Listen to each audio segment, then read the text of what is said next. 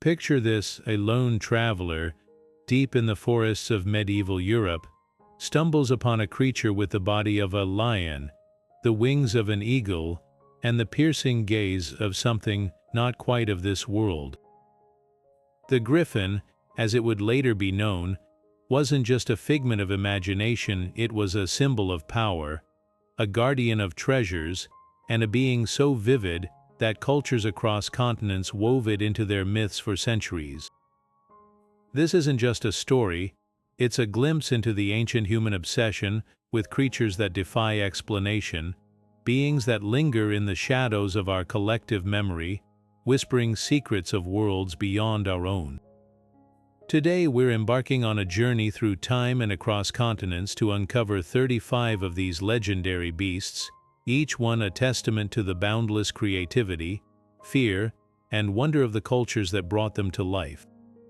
From the fire-breathing dragons of China to the shape-shifting kitsune of Japan, from the towering giants of Norse sagas to the serpentine leviathans of Mesopotamian lore, these creatures are more than just stories. They're mirrors reflecting humanity's deepest fears, wildest dreams, and most profound questions. What lurks in the uncharted corners of the world? What happens when nature defies its own rules, and why, even in our modern age of science and reason, do these legends still send shivers down our spines? The answers lie not just in the beasts themselves, but in the people who imagine them, cultures separated by oceans and millennia, yet united by the same irresistible pull toward the mysterious and the monstrous. So why do these ancient legends still captivate us? Perhaps it's because they tap into something primal, something timeless. Long before textbooks and telescopes, myths were humanity's way of explaining the unexplainable, of turning thunder into Thor's hammer, eclipses into celestial battles, and the unknown into something we could name, even if we couldn't understand it. These creatures were more than monsters, they were metaphors, warnings, and sometimes even protectors. And as we explore these 35 legendary beings together, you'll start to see the threads connecting them, the universal human longing to make sense of a world far stranger than we often admit. Ready to meet the beasts that shaped history? Let's begin. The griffin first soared into human imagination over 5,000 years ago in the sun-baked lands of ancient Persia. Picture the artisans of Susa and Persepolis, carving creatures with the muscular body of a lion and the keen eyes of an eagle into temple walls and royal seals. To them, this wasn't just a fantastical beast, it was a divine fusion of the king of beasts and the king of birds, embodying unmatched strength and vigilance. Persian legends spoke of griffins as fierce protectors, standing watch over mountains of gold in the far north, where they battled one-eyed Arimaspian thieves in an eternal struggle between greed and guardianship. But the griffin's wings carried it far beyond Persia. Greek travelers and historians like Herodotus absorbed these tales, weaving the creature into their own myths. The Greeks saw griffins as loyal companions to the gods. Apollo himself was said to ride a chariot pulled by them. Their image adorned everything from pottery to armor, symbolizing not just power but divine favor. By the time the Middle Ages dawned in Europe, the griffin had become a staple of bestiaries, those illustrated manuscripts blending zoology and morality. Medieval scribes portrayed them as creatures of paradox, both noble and ruthless, often shown clutching their prey while simultaneously serving as emblems of Christ's dual nature, divine and earthly. Heraldry embraced the griffin with open arms, etching it onto coats of arms from Germany to England. Knights chose it as their emblem to signify bravery and leadership, while cities used it to declare their unshakable vigilance. Even today, you'll find griffins crouched atop corporate logos or standing sentinel in modern fantasy, from the pages of Harry Potter to the realms of Dungeons and Dragons. Their endurance across millennia begs the question: what makes this hybrid so timeless? Perhaps it's the way it captures humanity's yearning to merge the untamed wild with the soaring freedom of the skies, a reminder that the most enduring legends are those that speak to something deep within us all. If the griffin represents the unshakable guardians of earthly treasures, then the phoenix is the ultimate symbol of what lies beyond death, a creature that defies endings entirely. Rising from its own ashes in a blaze of radiant flame, this mythical bird has captivated civilizations from the sweltering banks of the Nile to the marble temples of ancient Greece. The earliest whispers of the phoenix come from Egypt, where it was known as the Bennu, a heron-like bird linked to the rising sun and the god Osiris. Egyptians watched the Nile's annual floods bury the old to make way for new life, and in the Bennu, they saw that same cycle of destruction and renewal etched into the heavens. Every 500 years, legend said, it would build a nest of aromatic branches, ignite itself in a sacrificial fire, and emerge reborn, an eternal testament to resilience. The Greeks, always eager to weave foreign marvels into their own myths, adopted the phoenix under its now familiar name. Writers like Herodotus and Ovid described it with shimmering golden-red plumage, a creature so rare it appeared only once an age. To them it wasn't just a bird but a living allegory, proof that even in a world of decay, something pristine could persist unchanged. Early Christians later reclaimed its imagery, transforming the phoenix into a metaphor for Christ's resurrection and the promise of eternal life. But the phoenix's legacy stretches far beyond the Mediterranean. In China, the fenghuang, often called the Chinese phoenix, in the West bore similarities yet stood apart as a symbol of harmony and virtue, representing the union of yin and yang. Unlike its self-immolating counterpart, the fenghuang descended only in times of peace, its 5-colored feathers embodying Confucian ideals. Alchemists in medieval Europe, meanwhile, saw the phoenix's cycle of death and rebirth as the key to the philosopher's stone, believing its mythical properties could unlock the secrets of transmutation and immortality. Today, the phoenix's influence flares up everywhere from literature to pop culture. Harry Potter's fox, the insignia of burn survivor organizations, even the names of space missions.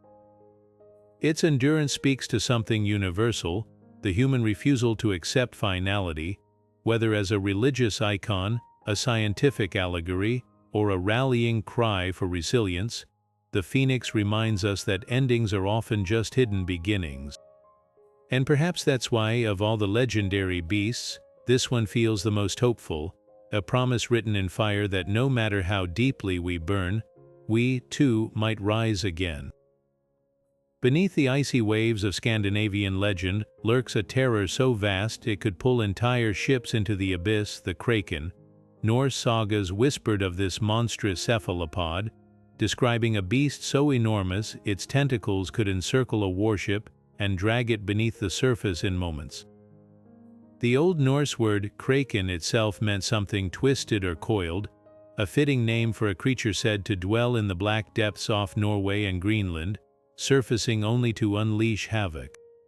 Sailors swapped horror stories of whirlpools appearing without warning, entire fleets vanishing overnight, blamed not on storms or reefs, but on the wrath of this underwater titan. But where did these tales begin? Some historians trace the Kraken's origins to 13th century Icelandic texts, where it was depicted as a hybrid of squid and crab, large enough to be mistaken for an island. Fishermen told of dropping anchor onto what they thought was solid land, only to watch in horror as the ground submerged, taking their vessel with it.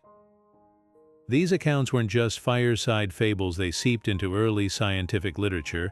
18th century naturalists like Carl Linnaeus even classified the Kraken as a real species, Microcosmus marinus, believing it to be a colossal creature capable of darkening the ocean with its ink.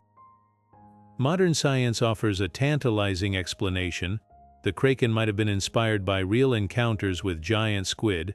These deep-sea behemoths, measuring up to 43 feet long, were once thought to be pure myth until carcasses began washing ashore in the 19th century. A specimen found in Newfoundland in 1874, with eyes as wide as dinner plates and tentacles lined with sawtooth suckers, sent shockwaves through the scientific community. Suddenly, those ancient sailors' stories didn't seem so far-fetched. The Kraken's influence didn't stop at folklore. It became the backbone of maritime horror, inspiring everything from Jules Verne's 20,000 Leagues Under the Sea to the tentacled nightmares of H.P. Lovecraft. Pirate lore painted it as the ultimate predator, a beast that could snap a mast like a twig. Even today, its shadow looms in pop culture blockbuster films, video games, and even sports teams borrow its name to evoke raw, unstoppable power.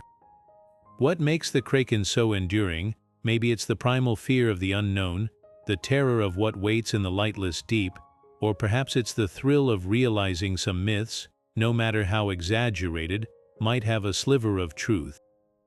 Whether as a cautionary tale or a symbol of nature's untamed might, the Kraken remains a masterpiece of human imagination, one that proves sometimes the most terrifying monsters aren't invented.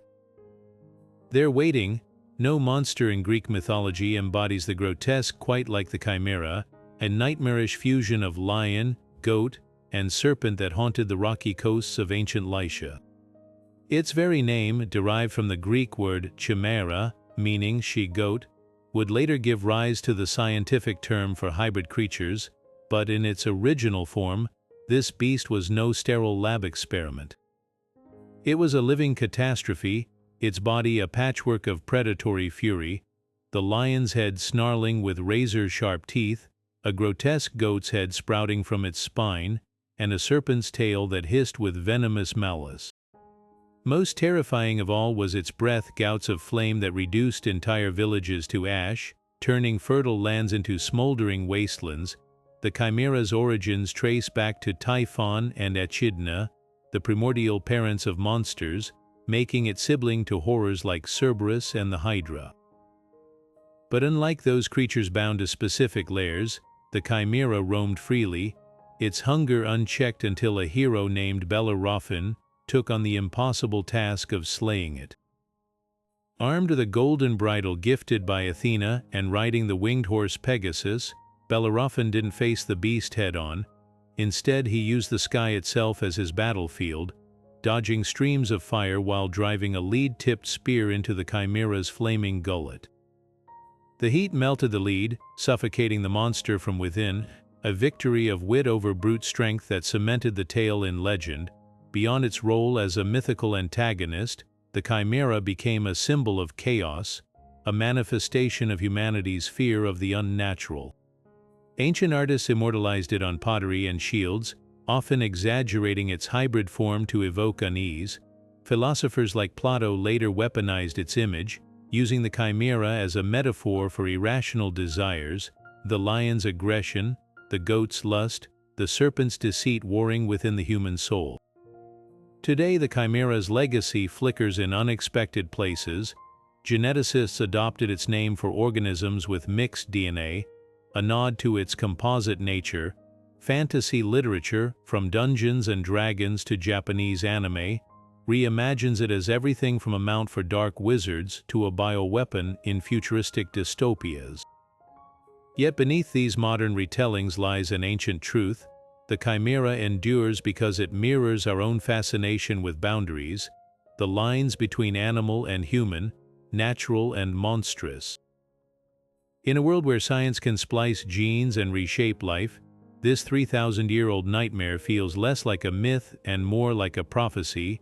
What makes the Chimera so unsettlingly timeless isn't just its grotesque form, but the questions it forces us to confront. When we tamper with nature's blueprint, are we playing Bellerophon or becoming the monster? The answer, like the Chimera itself, might be more complex than we'd like to admit. Standing at the crossroads of myth and mortality, the Great Sphinx of Giza is more than just a monument. It's a silent sentinel with the body of a lion and the face of a pharaoh, a hybrid guardian carved from limestone and legend.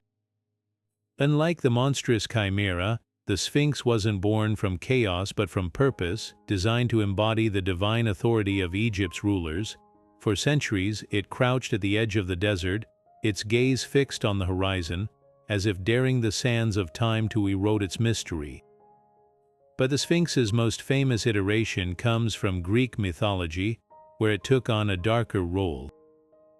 Perched outside Thebes, this winged nightmare posed a riddle to travelers: what walks on 4 legs in the morning, 2 at noon, and 3 in the evening? Those who failed to answer found themselves torn apart by its claws, a fate that ended only when Oedipus solved the puzzle, revealing the answer to be man himself, crawling as a baby, walking upright in adulthood, and leaning on a staff in old age. The Sphinx in both traditions was a gatekeeper of knowledge, proving that wisdom could be as lethal as any weapon. Half a world away, Persia gave rise to a creature just as fearsome but far less philosophical, the manticore. Described by Greek historian Ctesias as a chimera of lion, scorpion, and human, this beast was pure predation. Its crimson body rippled with muscle, its tail bristled with venomous spines, and its grinning mouth filled with rows of shark-like teeth could unhinge to swallow victims whole. Unlike the Sphinx, which tested minds, the manticore hunted bodies, lurking in the shadows of Indian jungles as early accounts claim to ambush the unwary. Persian lore cast it as an executioner of the natural world, a creature so relentless it left no trace of its victims, not even bones. Medieval bestiaries later adopted the manticore, depicting it as a symbol of tyranny, its human-like face, a grotesque mockery of reason turned savage. What's fascinating is how these two lion hybrids, one a riddler, the other a ravager, reflect their culture's values. The Sphinx, whether Egyptian or Greek, stood at the threshold of civilization, its challenges a metaphor for the passage into enlightenment or ruin. It demanded intellectual surrender, not just brute survival. The manticore, by contrast, was nature unchecked, a reminder that beyond the walls of cities and the light of reason, something waited to reduce humanity to prey. Both creatures shared the lion's majesty, but where the Sphinx channeled it into divine order, the manticore weaponized it into chaos. Their legacies diverge just as sharply. The Sphinx inspired everything from Freemasonry's obsession with hidden knowledge to the surrealist paintings of Dali, its inscrutable smile echoing through art and academia.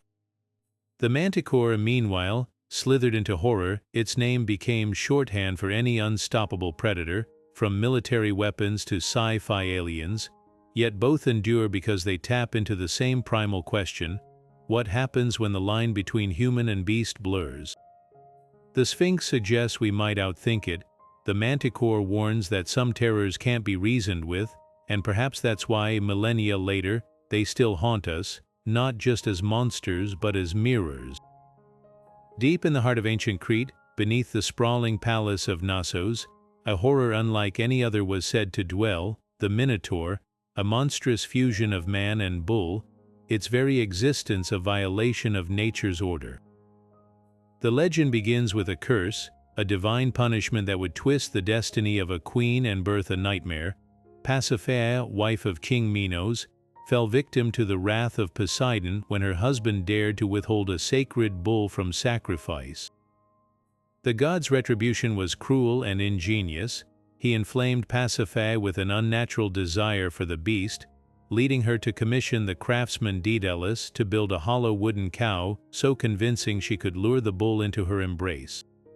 From this unholy union, the Minotaur was born, a creature with the body of a man and the head of a bull, its roars echoing through the stone halls of its prison.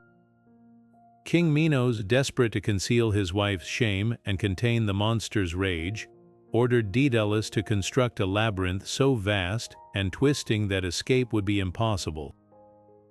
This wasn't just a maze, it was a living tomb, a symbol of Crete's power and the consequences of defying the gods. Every 9 years, Athens, defeated in war, was forced to send 7 youths and 7 maidens as tribute, thrown into the labyrinth to be hunted by the Minotaur in a gruesome cycle of fear and bloodshed. The myth paints a grim picture of desperation, of a kingdom so terrified of its own creation that it fed it the innocent to maintain control, but every monster meets its match, and the Minotaur's downfall came in the form of Theseus, the Athenian prince who volunteered as tribute to end the slaughter. Armed with nothing but courage and a ball of thread gifted by Mino's daughter Ariadne, Theseus ventured into the labyrinth, unraveling the string behind him as he went.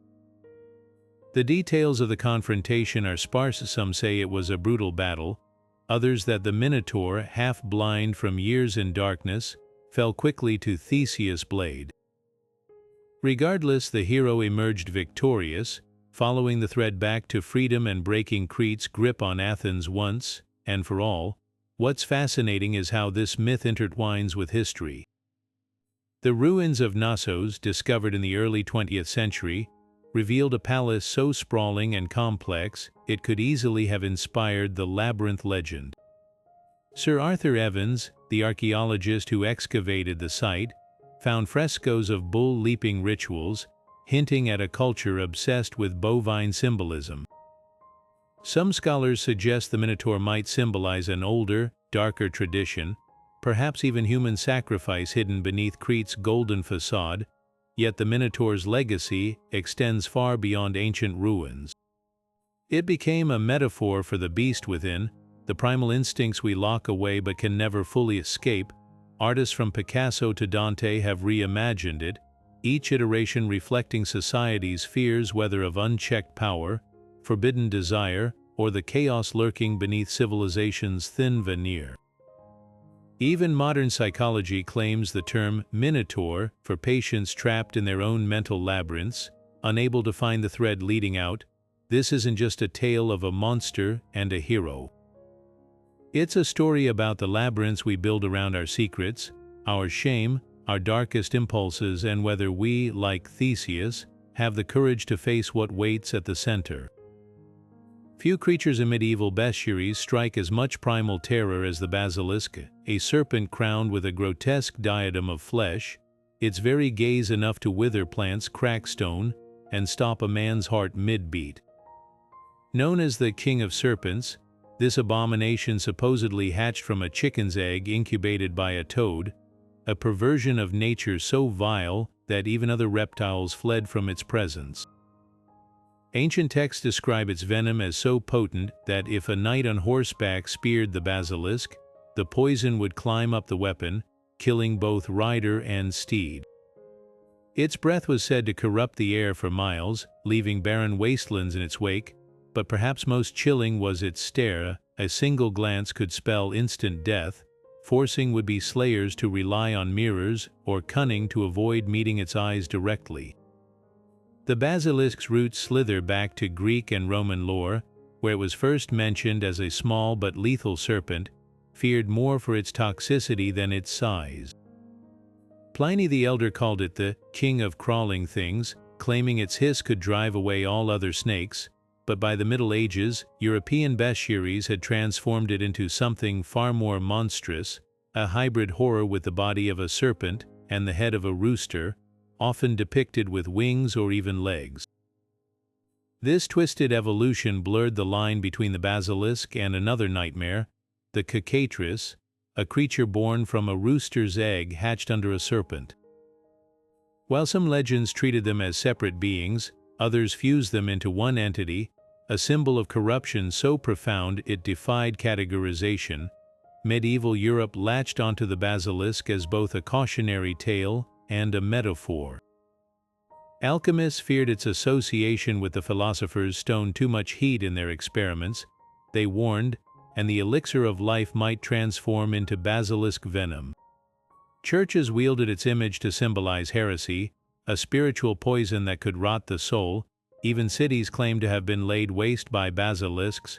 Vienna's sewers, according to 16th-century rumors, hid nests of them, forcing brave or foolhardy hunters to descend with mirror-lined shields.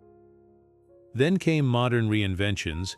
J.K. Rowling's Harry Potter and the Chamber of Secrets reimagined the basilisk as a colossal serpent under Slytherin's control, its gaze petrifying rather than outright killing, a nod to the original myth's paralyzing dread.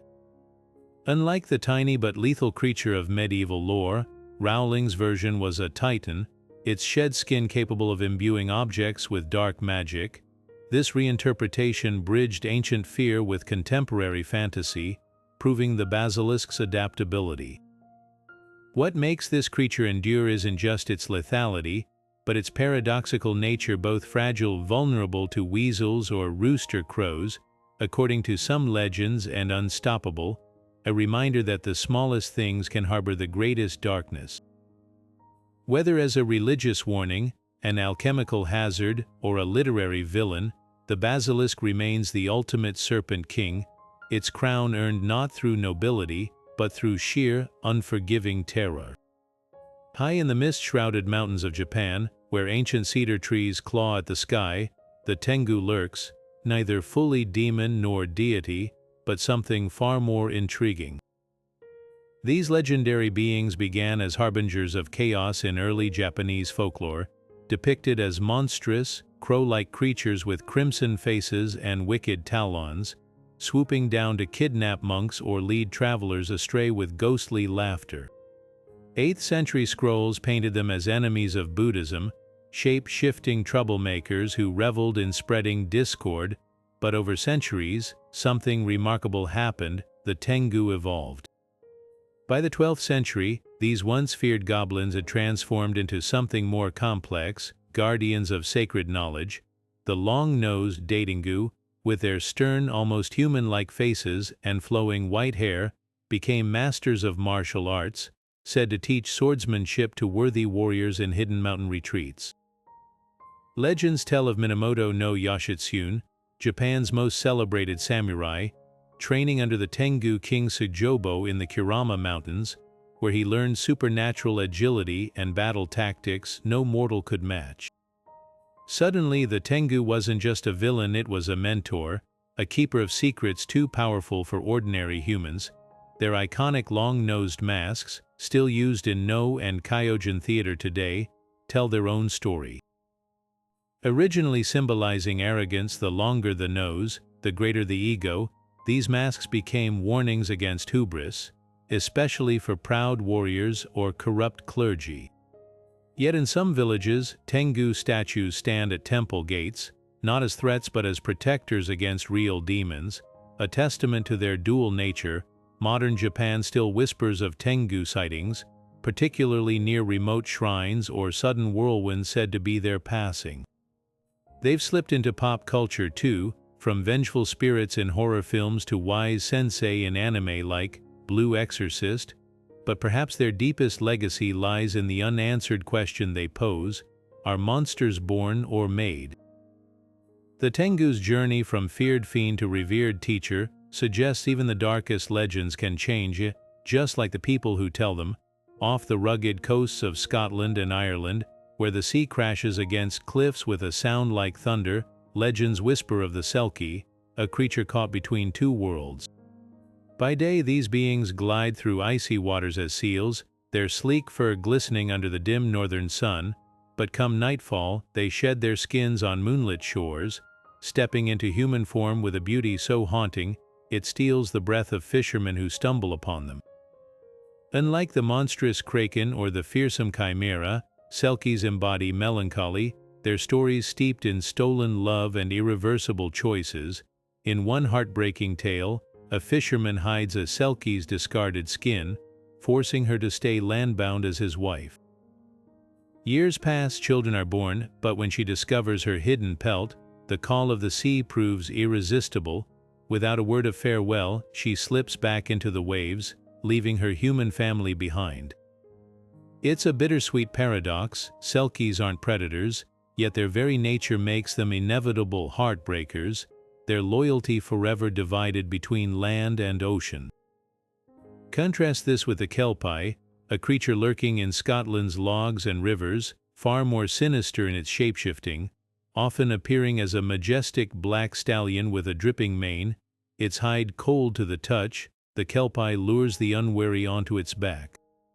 But once mounted, its skin becomes adhesive, trapping victims as it gallops into the depths, drowning them in a frenzy of foam and screams. Unlike the Selkie's tragic romance, the Kelpie's tales are pure horror warnings to children about wandering near lonely shores, or to travelers about accepting rides from strangers after dark. Some legends say its eyes glow like drowned moonlight, others claim its hooves leave no prints on wet sand, a ghostly detail that chills the spine. What's fascinating is how these two creatures reflect the duality of water itself in Celtic lore, life-giving yet lethal, nurturing yet treacherous. The Selkie represents the sea's allure, its promise of freedom and mystery, while the Kelpie embodies its ruthless indifference. Both are shapeshifters, yet where the Selkie's transformations are a natural shedding of identity, the Kelpies are deceptive traps, masks worn to ensnare the gullible. Their cultural footprints diverge sharply too, Selkies inspired ballads and love poems, their stories echoing in modern films like The Secret of Ronan Ish, where they symbolize the ache of belonging nowhere and everywhere. Kelpies, meanwhile, slithered into cautionary tales and even urban legends, with some claiming sightings near Loch Ness as recently as the 19th century. Glasgow's towering Kelpie sculptures, their steel heads rearing 30 meters high, immortalize them not as romantic figures, but as primal forces, reminders that nature's beauty often hides teeth. Perhaps the most profound difference lies in their fates. A Selkie can recover its skin and return home. Its tragedies are of choice and circumstance. But those taken by the Kelpie are never seen again, swallowed by waters that give nothing back. One creature's myth speaks to the heart's unmoored longings, the other to the finality of trust misplaced. And in that contrast, these Celtic legends offer something rare, not just monsters to fear, but mirrors to our own deepest conflicts between desire and survival. High above the spice-laden winds of the medieval Middle East, a shadow darker than storm clouds blots out the sun, wings spanning 60 feet, talons the size of scimitars, and eyes sharp enough to spot a serpent writhing in the sands below. This is the Roc, the colossal raptor of Arabian legend, a creature so mighty it could pluck elephants from the earth as easily as a falcon takes field mice. The earliest accounts come from Persian explorer Ibn Battuta, who wrote of mountains in the Indian Ocean where these birds nested, their eggs like domed palaces gleaming in the sun. But it was 1001 Nights that immortalized the Roc in Sinbad's second voyage, where the hero clings to the bird's foot to escape a valley of diamonds, only to later witness its wrath when sailors kill its chick, an act repaid with the destruction of their ship by a boulder dropped from the heavens. What's striking is how closely these myths align with reality. 2,000 miles away on Madagascar, bones of the elephant bird were discovered in the 19th century, a flightless, 10-foot-tall behemoth weighing nearly 1,000 pounds. Though not a raptor, its eggshells could hold over 2 gallons, and its extinction around the 16th century coincides perfectly with the golden age of Arab trade routes. Sailors returning from the Indian Ocean likely carried tales of these monstrous avian remains, sparking imaginations that transformed grounded giants into skyborne titans. Even Marco Polo's journals mention encountering the Roc during his travels, describing feathers 30 paces long, a clear case of reality warping into legend. Yet the Roc symbolism soared beyond mere size. In Persian literature, it became a divine messenger carrying off sinners to judgment. Sufi poets used it as a metaphor for the soul's ascent toward enlightenment, its flight representing liberation from earthly bounds. Chinese merchants traded porcelain adorned with Roc motifs, believing the creature brought protection on perilous voyages, and in Zoroastrian texts, the bird was a guardian against serpents, a celestial counterpart to the earthly griffin. Modern pop culture keeps the Roc aloft, from its cameo in Godzilla, King of the Monsters, as a titanic adversary to its inspiration for Pokémon like Ho-Oh. But perhaps its most enduring legacy lies in the questions it raises about how humans process the unknown. When faced with bones too large to comprehend or eggs that could cradle a man, our ancestors didn't just see remnants, they saw possibilities, threading the line between the tangible and the transcendent. And in that space between fact and fable, the Roc still spreads its wings, reminding us that some legends are too vast to ever fully land. Among the mist-hung peaks of ancient China, where scholars sought harmony between earth and heaven, walked a creature so rare its very footprints were said to bring blessings, the Qilin. Unlike the sleek, horse-like unicorns of European tales, this celestial being defied easy categorization, its body a tapestry of dragon scales, deer-like grace, and hooves that touched the ground so lightly they left no mark on the grass. Its antlers branched like sacred coral, and its back bore the intricate patterns of the 8 trigrams, symbols of cosmic order. When it moved, flames flickered harmlessly around its legs, not as weapons but as purification, burning away impurity without scorching a single blade of grass. The Qilin's appearances were epochal events, heralded only during the reign of virtuous rulers or the birth of sages. Legend claims one materialized before the mother of Confucius, kneeling to present a jade tablet that foretold her son's wisdom, a stark contrast to Western unicorns, which were hunted for their horns or tamed by virgins. Where European lore often cast unicorns as elusive prizes, the Qilin was an unearned gift, a living omen that recognized goodness rather than demanded it. Emperors embroidered its image onto robes to signify divine mandate, and its likeness guarded temples, not as a threat but as a promise. Where the Qilin walked, justice and prosperity would follow. Yet this creature's kindness had edges. In one Ming Dynasty account, a Qilin confronted a corrupt magistrate, spewing flames that consumed only his false records while leaving the rest of the courtroom untouched, a precision strike against deceit. Its voice, when heard, rang like wind chimes tuned to some celestial scale, but it spoke only truths too profound for ordinary speech. This duality, gentleness paired with unwavering judgment, made the Qilin not just a symbol of peace, but of accountability.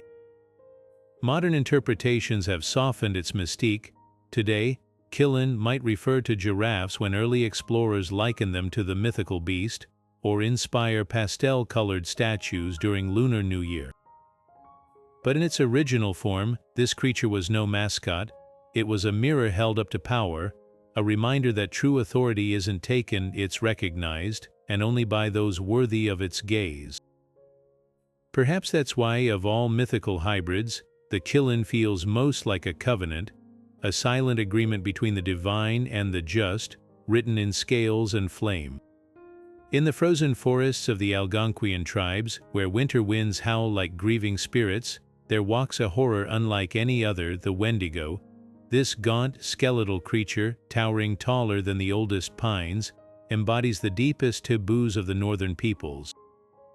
Its ashen skin stretches tight over jutting bones, its lips are shriveled back from jagged yellow teeth, and its eyes glow with a hunger that can never be satisfied. But what makes the Wendigo truly terrifying isn't just its appearance, it's how one becomes it. According to ancient Cree and Ojibwe legends, any person who resorts to cannibalism in the dead of winter, consuming the flesh of another to survive, risks transformation into this monstrous entity.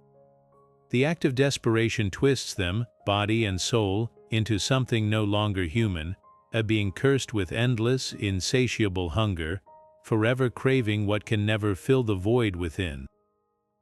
The psychological weight of this myth cuts deep. The Wendigo isn't just a monster, it's a warning against the erosion of humanity in the face of desperation. Scholars like Alfonso Ortiz interpreted it as a metaphor for unchecked greed, a cautionary tale about consumption that spirals beyond survival into destruction. In times of famine, when communities teetered on the edge of extinction, the Wendigo myth reinforced the sacred prohibition against cannibalism, binding people together with shared horror at the consequences of breaking that taboo. Some legends even speak of Wendigo psychosis, a rare but documented phenomenon among isolated northern communities, where individuals became convinced they were turning into the creature, driven by delusions of insatiable hunger. Modern horror has seized upon the Wendigo's chilling potential. Algernon Blackwood's 1910 short story, The Wendigo, transplanted the creature into the realm of cosmic horror, framing it as an unseen force that drives men mad with primal terror. Later adaptations, from Stephen King's Pet Sematary to the Until Dawn video game, reimagined it as a fast-moving, antlered predator, blending traditional elements with Hollywood spectacle. Yet even in these retellings, the core theme remains: the Wendigo is the shadow of hunger, the cost of crossing lines that should never be crossed. Its presence lingers in modern culture as a reminder that some hungers, once fed, can never be sated. What makes the Wendigo endure isn't just its nightmarish form, but the uncomfortable truth it forces us to confront. In a world where exploitation and greed often go unchecked, the Wendigo isn't just a monster of the past, it's a mirror held up to the present. And perhaps that's why its hollow eyes still haunt us, whispering a question as old as the frozen woods: when does survival stop and something far darker begin? Swamps have always been places of mystery, where water and land blur into something primal, and few creatures embody that murky dread better than the Hydra, the many-headed horror that made its lair in the poisonous marshes of Lerna. According to Hesiod's Theogony, this wasn't just another monster, it was one of the progeny of Typhon and Echidna, the same primordial forces that spawned Cerberus and the Chimera. But where its siblings relied on brute strength or fiery breath, the Hydra wielded a far more terrifying weapon: regeneration. For every head lopped off, 2 more would sprout in its place, a nightmarish cycle that made the beast nearly invincible. Its blood was equally lethal, venomous enough to kill with a single whiff, and even its mere breath could rot crops and sour water for miles around. This wasn't just a creature to be feared, it was an ecological disaster given flesh, a living plague that turned the wetlands into a death zone. Hercules' confrontation with the Hydra became his second labor, a task meant to be impossible. Armed with only a sword and his nephew Iolaus as backup, the hero soon realized conventional tactics were useless. Each strike just multiplied the problem. The brilliance of their solution lives on in myth and metaphor. While Hercules severed heads, Iolaus cauterized the stumps with fire, stopping the regeneration in its tracks. Even then, the Hydra had one last trick: its final immortal head couldn't be killed, forcing Hercules to bury it under a boulder, where some say it still hisses in the dark. The hero dipped his arrows in the Hydra's venom afterward, a grim souvenir that would later bring down enemies and allies alike, proving that even a dead Hydra could still kill. What's fascinating is how this ancient tale echoes in modern science. The term Hydra was borrowed for a tiny freshwater creature with astonishing regenerative abilities. Chop it into pieces, and each fragment grows into a new organism. Cancer researchers study Hydra effect phenomena, where treatments inadvertently trigger tumor regrowth, mirroring the beast's multiplying heads. Even in linguistics, Hydra-headed describes problems that seem to expand when you try to solve them, a nod to the myth's enduring relevance. The Hydra's legacy isn't just in labs or lexicons, though. It slithers through pop culture, from the multi-headed dragons of Game of Thrones to the tentacled villains of superhero comics. But beneath the adaptations lies a deeper truth. The Hydra endures because it's more than a monster. It's a metaphor for resilience gone wrong, for challenges that grow when attacked head-on. Hercules didn't win by force alone, he won by thinking differently, a lesson as vital now as it was in the swamps of Lerna, and perhaps that's why the Hydra still fascinates us. It's not just a creature to be slain, but a puzzle to be solved, a reminder that some battles demand more than muscle. They demand ingenuity, collaboration, and the courage to face a problem that keeps growing back. From the blood-soaked battlefields of Hindu epics to the golden spires of Angkor Wat, few rivalries capture the essence of cosmic struggle like that of Garuda and the Naga. Imagine the sheer spectacle: a colossal eagle, its wings ablaze with the fires of the sun, locked in eternal combat with serpentine beings whose sinuous bodies ripple with lunar coolness. This isn't just a clash of monsters, it's a philosophical war written in feathers and scales, a duality that echoes across Hindu, Buddhist, and Southeast Asian traditions. Garuda, king of birds, bursts forth from mythology as a divine mount for Vishnu, his golden body radiating like midday sun, his wings capable of blotting out the heavens. Born from an egg the size of a mountain, he's more than just a formidable creature, he's a cosmic force. Ancient texts describe his birth as a moment of cataclysm, his emergence so radiant the gods mistook him for Agni, god of fire, and bowed in reverence. But Garuda's story is steeped in sacrifice. His mother, Vinata, was enslaved by the Naga's mother, Kadru, forcing him to seek the nectar of immortality to free her. In a breathtaking act of cunning, he stole the Amrita from the gods, only to drop it mid-flight when Indra's thunderbolt struck, letting the serpents lick the spilled nectar, which split their tongues forever. This act cemented their enmity, but it also revealed Garuda's nobility. Though he loathed the Naga, he honored his word, refusing to drink the nectar himself despite his victory. The Naga, in stark contrast, slither through myth as both revered and revived. These serpentine beings dwell in watery underworlds, their jeweled hoods glinting like submerged constellations. In Cambodia's Khmer Empire, they were seen as bringers of rain and fertility, their coiled bodies forming the bridges between earthly and divine realms. The seven-headed Naga king Muchalinda famously sheltered the Buddha during a storm, his hoods forming a living canopy, yet for all their wisdom, Naga are creatures of duality capable of bestowing boons or unleashing poison, their nature as changeable as the moon they embody. This opposition plays out in breathtaking artistry across Southeast Asia. At Bali's Goa Gadja temple, Garuda and Naga flank gateways as symbols of balance. In Thai lore, the Naga's venom birthed venomous creatures, while Garuda's feathers became medicinal herbs, a metaphor for the cyclical nature of destruction and healing. Even in modern politics, Garuda adorns Indonesia's coat of arms, embodying national identity, while Naga motifs coil around sacred Buddhist sites, their rivalry softened into harmony. What makes their conflict so enduring isn't just the drama, but the depth.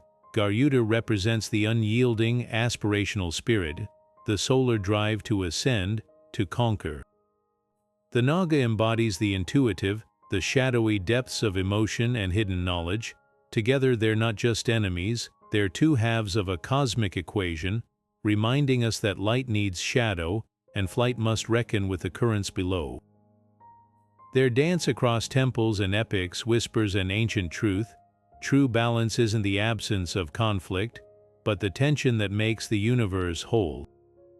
In the dense, reed-choked billabongs of Australia, where the water glows amber under the outback sun, lurks a creature as old as the land itself, the bunyip.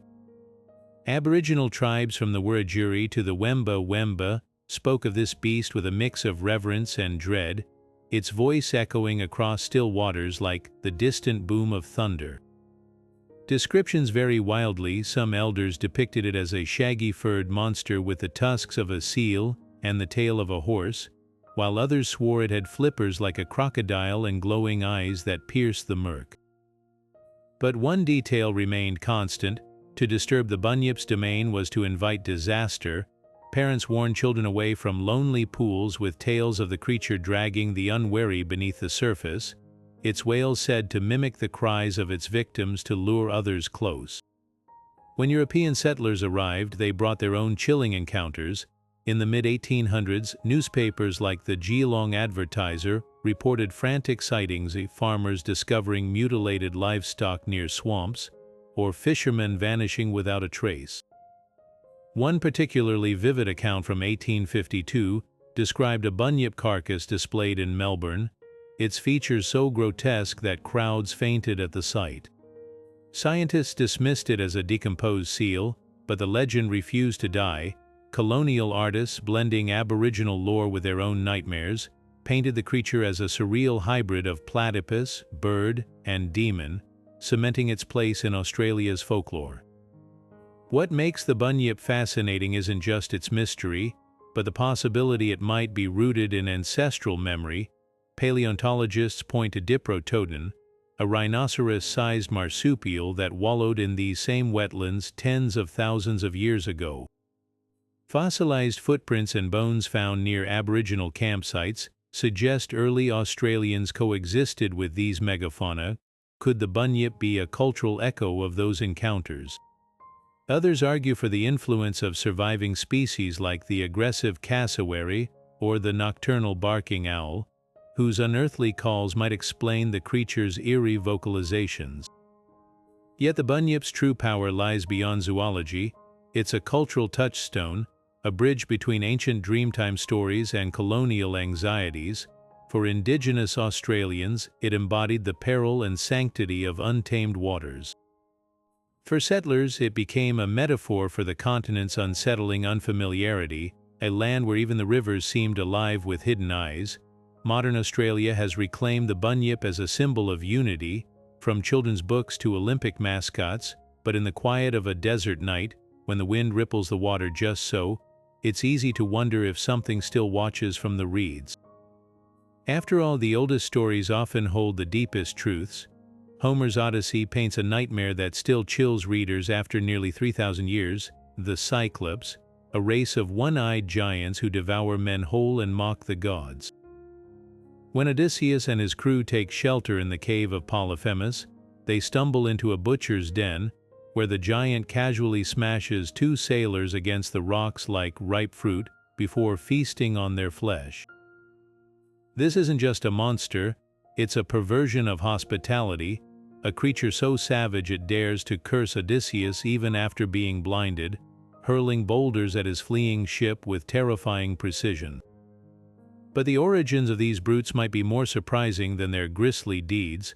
Centuries after Homer's epic, archaeologists unearth something curious on Mediterranean islands like Sicily and Crete: skulls of extinct dwarf elephants, their massive nasal cavities gaping like single eye sockets. To ancient Greeks encountering these bones for the first time, the resemblance to a giant singular eye would have been uncanny. Could these fossils have inspired the Cyclops myth? It's a tantalizing theory, especially when you consider that the Greeks had no knowledge of elephants when these stories first emerged. A prehistoric skull, weathered by time, might easily have been misinterpreted as proof of one-eyed giants lurking in the island's rugged hills. Yet Hesiod's Theogony offers a different twist here. The Cyclops aren't cave-dwelling cannibals but divine blacksmiths, forging Zeus's thunderbolts in the heart of volcanic mountains. Their names Bronze Thunder, Steropes Lightning, and Arges Bright hint at their elemental power. These Cyclopes are craftsmen, their single eye perhaps symbolizing focused vision, an unblinking gaze fixed on their celestial forges. The dichotomy is striking, Homer's monsters versus Hesiod's artisans, one version a warning against the unknown, the other a celebration of primal creation. Modern interpretations weave these threads together. Some scholars suggest the Cyclopes represent the dangers of unchecked technology.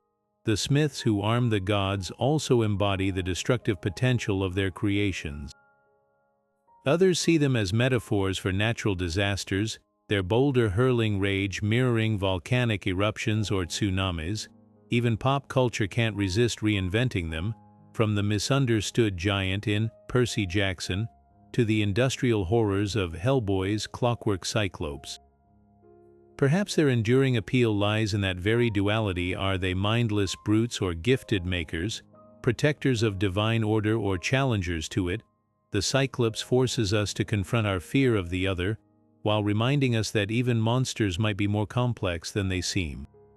After all, when Polyphemus bellows that Odysseus is nobody, he's not just voicing pain, he's echoing a truth about myth itself. These creatures are mirrors, reflecting back whatever we project onto them, whether terror, pity, or something in between. Deep in the rushing rivers and quiet ponds of Japan, where sunlight filters through water like liquid gold, a creature both mischievous and peculiar lurks beneath the surface, the Kappa. This amphibious imp, roughly the size of a child, sports a turtle-like shell, webbed hands perfect for snatching unsuspecting prey, and most bizarrely, a dish-shaped depression atop its head that holds a pool of water. This isn't just a quirky feature, it's the source of the Kappa's power. Legends say that as long as this watery bowl remains full, the creature possesses supernatural strength, capable of dragging horses into the depths or overpowering grown men in wrestling matches. But the Kappa isn't just a mindless monster, it's a trickster with rules, a being bound by strange codes of honor that reveal its complex role in Japanese folklore. One of the most famous Kappa quirks is its obsession with politeness. Bowing deeply is a sign of respect in Japan, and the Kappa takes this custom to fatal extremes. If a traveler encounters one, a deep bow might trigger an involuntary reciprocation, causing the water in its head dish to spill out, sapping its strength and leaving it helpless until the dish can be refilled. Clever villagers supposedly exploited this weakness by luring Kappa into bowing contests, then rushing to refill the water themselves as a gesture of goodwill, turning a potential predator into an indebted ally. Some tales even claim grateful Kappa rewarded humans with knowledge of medicine or irrigation techniques, proving these creatures weren't purely malevolent but capricious spirits of the water, as likely to offer aid as mischief. Yet the Kappa's darker side lingers in older stories. Parents warn children away from riverbanks with tales of the creature's penchant for drowning swimmers or its gruesome appetite for shiriko-dama, a mythical organ believed to reside in the human anus. Medieval scrolls depict Kappa as ghoulish figures with sharp beaks and wild eyes, their fingers tipped with claws designed for grim work. In some regional myths, they were blamed for livestock disappearances or even kidnappings, their laughter echoing mockingly from the reeds as rescuers arrived too late.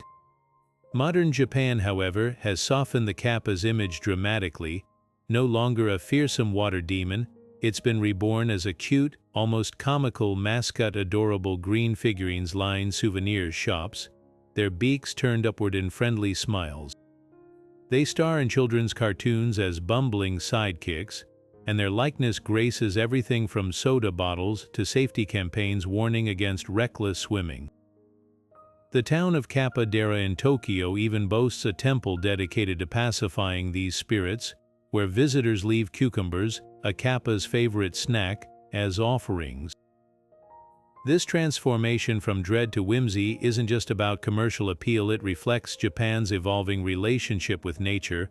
Once seen as unpredictable and dangerous, rivers have been tamed by concrete banks and flood controls, turning the Kappa from a genuine threat into a nostalgic symbol of wilder times. Yet on humid summer nights, when the cicadas hum and the water runs black under moonlight, locals might still whisper about something stirring in the deep pools. Because whether as a cautionary tale or a quirky mascot, the Kappa endures as a reminder. Even the most domesticated landscapes hold echoes of the strange and untamed. Among the most tragic figures in Greek mythology stands Medusa, once a radiantly beautiful maiden whose flowing hair and striking features drew admiration, until one fateful encounter in Athena's temple twisted her destiny into horror. Unlike her immortal Gorgon sisters, Astheno and Uriel, Medusa was born mortal, a priestess sworn to serve the goddess of wisdom, but when Poseidon, god of the sea, violated her within Athena's sacred sanctuary, the goddess's wrath fell not on the perpetrator, but the victim. In Ovid's Metamorphoses, Athena transforms Medusa's crowning glory into a nest of venomous serpents, her face so hideous that a single glance would turn any living creature to stone. This punishment, scholars argue, reflects ancient Greece's complicated views on purity, power, and blame. Medusa's beauty, though involuntary, became her curse, a warning against the perceived dangers of female allure even when unjustly imposed. The petrifying gaze of the Gorgon carries layers of symbolism. Some interpretations frame it as a metaphor for the paralyzing fear of female rage. Medusa's visage, with its bulging eyes and lolling tongue, mirrors the grotesque masks used in ancient rituals to ward off evil. Others see her as a guardian figure, her image adorning temple walls and warriors' shields as a protective talisman, her deadly stare weaponized against enemies. Even Freud weighed in, famously linking her severed head to castration anxiety, though modern feminist readings reclaim her as a survivor whose monstrous form embodies resistance rather than terror. The Gorgonean, her disembodied face, became a paradoxical emblem, both a menace to avoid and a shield against harm. Enter Perseus, the demigod son of Zeus, tasked with retrieving Medusa's head as a gift for King Polydectes. His success hinges not on brute strength but divine ingenuity. Armed with a mirrored shield from Athena, winged sandals from Hermes, and Hades' helm of invisibility, Perseus navigates the Gorgon's lair by watching Medusa's reflection rather than meeting her eyes directly. This mirror tactic isn't just clever, it's deeply symbolic. By defeating her indirectly, Perseus avoids the full force of her power while exploiting the very tools the gods provided, underscoring the theme of mortal reliance on divine favor. When his sickle severs her neck, two beings spring forth, the winged horse Pegasus, born from her blood, and Chrysaor, a golden giant. Even in death, Medusa's legacy defies simplicity, birthing both poetic inspiration and martial might. Medusa's head, once severed, becomes a weapon of its own. Perseus wields it against Atlas, turning the Titan into a mountain, and later against Polydectes, freezing the king and his court in stone. Eventually, he offers it to Athena, who places it upon her aegis, transforming the symbol of her curse into a shield for the goddess herself. This cyclical irony, Medusa's visage now protecting the deity who destroyed her, speaks to the fluidity of myth, where victims and monsters often exchange roles. Modern reinterpretations continue to unravel her complexity, from feminist art reclaiming her as a symbol of empowerment to psychological studies framing her story as trauma allegory. Medusa resists being pinned down as mere monster. Her tale twists through history, forcing us to confront uncomfortable questions about victimhood, vengeance, and the price of survival. Perhaps that's why she endures, not as a cautionary tale, but as a mirror, reflecting back the biases and fears of every era that tries to define her. High in the snow-laden peaks of the Himalayas, where thin air twists reality into whispers, stories persist of a creature that walks the razor's edge between myth and flesh, of the Yeti. Known to Sherpas as Migoi, or Mete, this towering ape-like being is said to leave footprints twice the size of a man's in untouched snow, its shaggy white or rust-colored fur blending into the icy landscape like a ghost. But unlike Western monsters born purely from fear, the Yeti occupies a sacred space in Buddhist traditions. To the people of Nepal and Tibet, it's not just an animal, it's a spiritual guardian, a protector of the mountains. Some monasteries even claim to hold relics of the Yeti, from scalps to finger bones, displayed alongside ancient scriptures as proof of its divine role. The famous Pangbach Yeti hand, once housed in a Tibetan monastery, was venerated for centuries before mysteriously vanishing in the 1990s, leaving behind tantalizing questions about what might truly lurk in those frozen heights.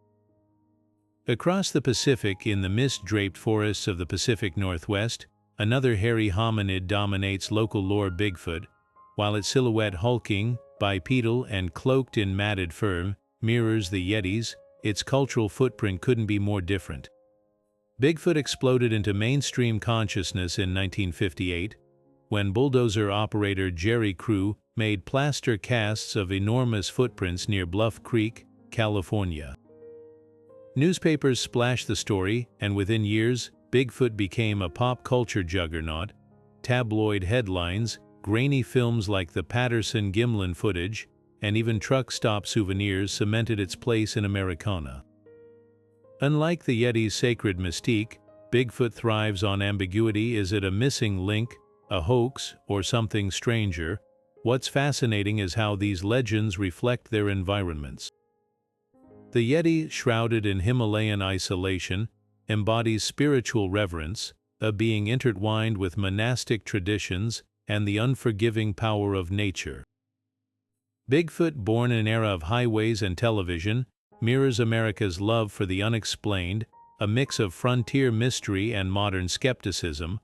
Both creatures resist easy categorization, dancing just beyond the reach of proof, and perhaps that's why they endure. They're not just animals, they're mirrors, reflecting our longing for a world still wild enough to hide giants, yet their fates diverge sharply. The Yeti remains wrapped in spiritual solemnity, its name whispered with respect.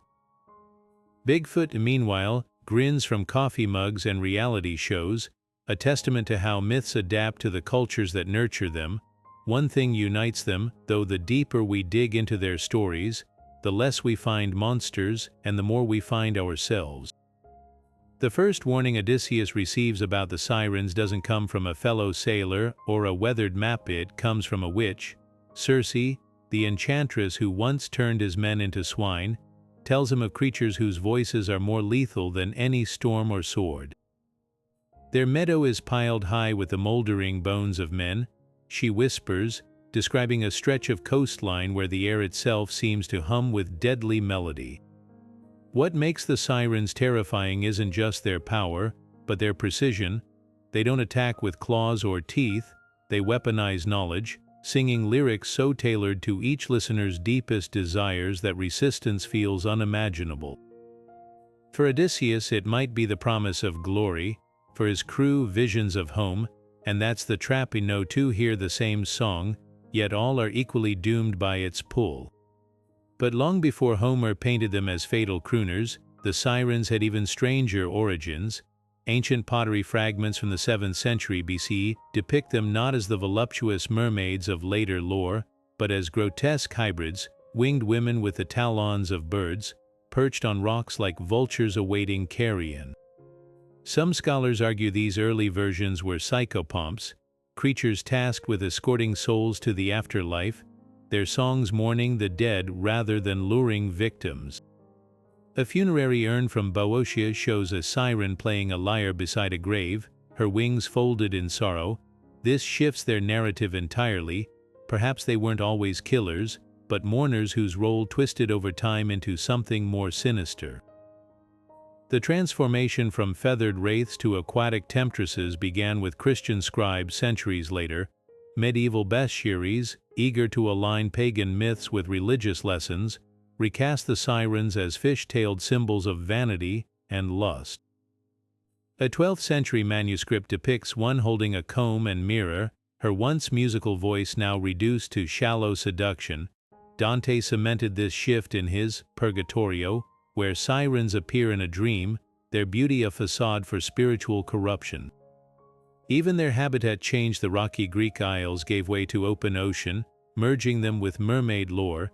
By the Renaissance, artists like John William Waterhouse were painting them as nubile nymphs, their wings vanished, their danger cloaked in allure.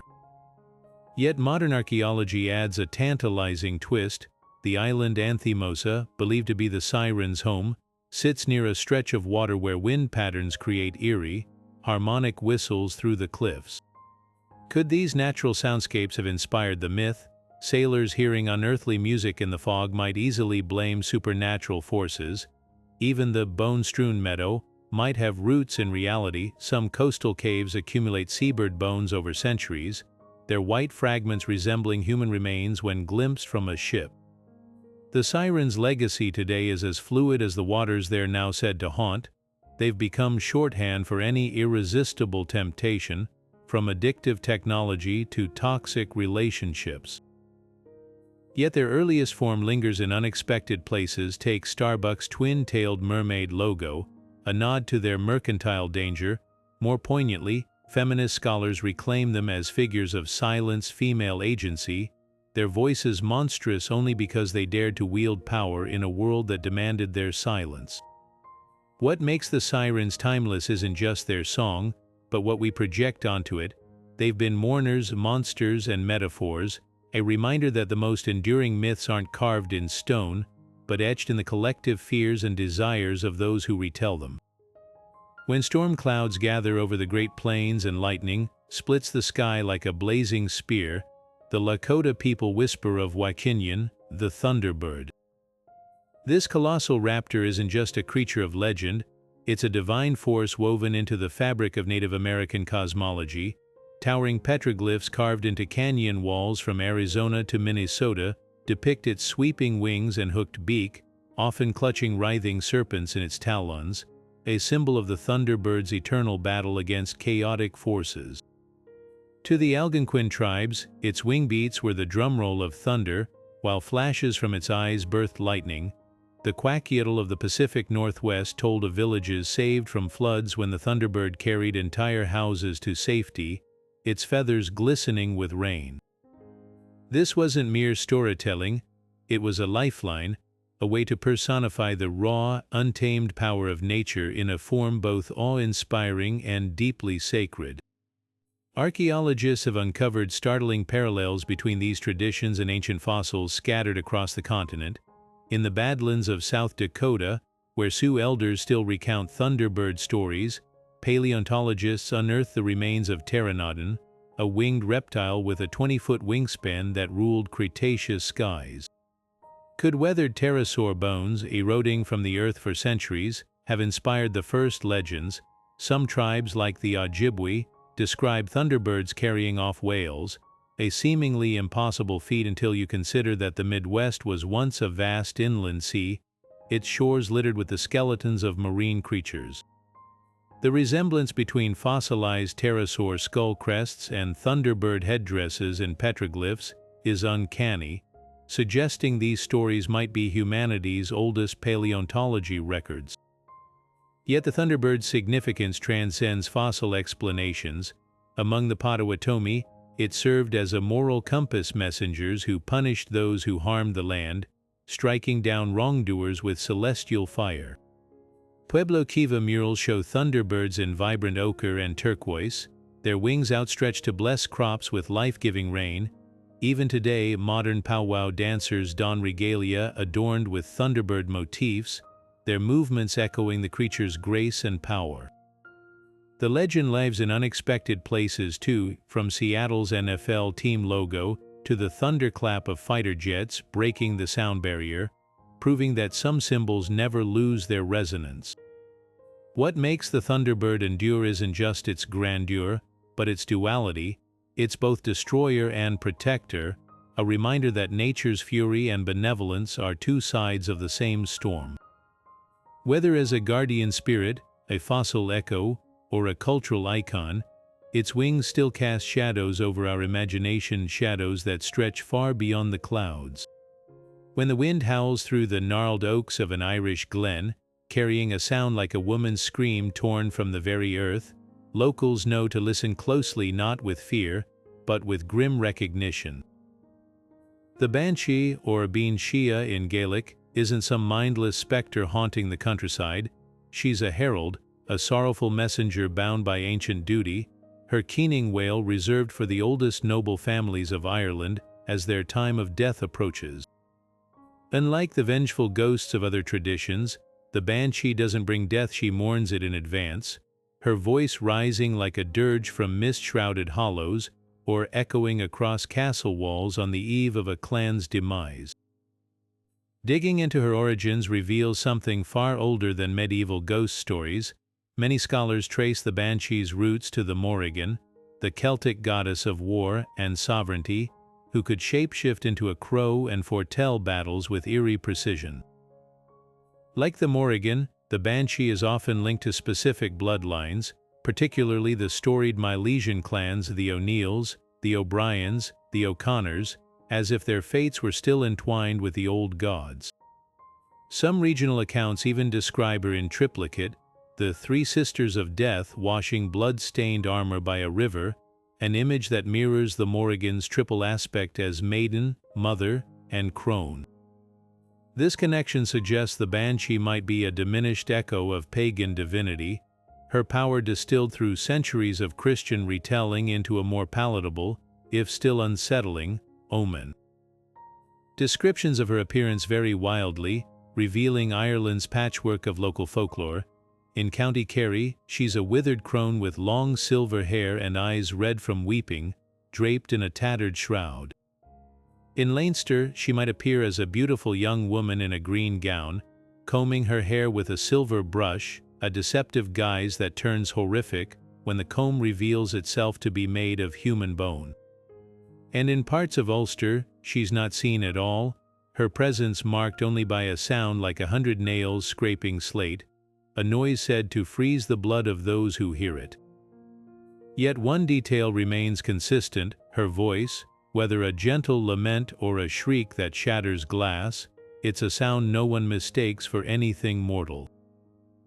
The banshee's ties to nobility might hold a darker historical truth. Some historians speculate these stories originated during Ireland's tumultuous clan wars, when rival families used supernatural claims to legitimize their power or explain their downfall. A lord's sudden death could be framed as preordained if a banshee's cry was reported the night before, lending an air of inevitability to political upheaval. Other theories suggest the wailing could have been real.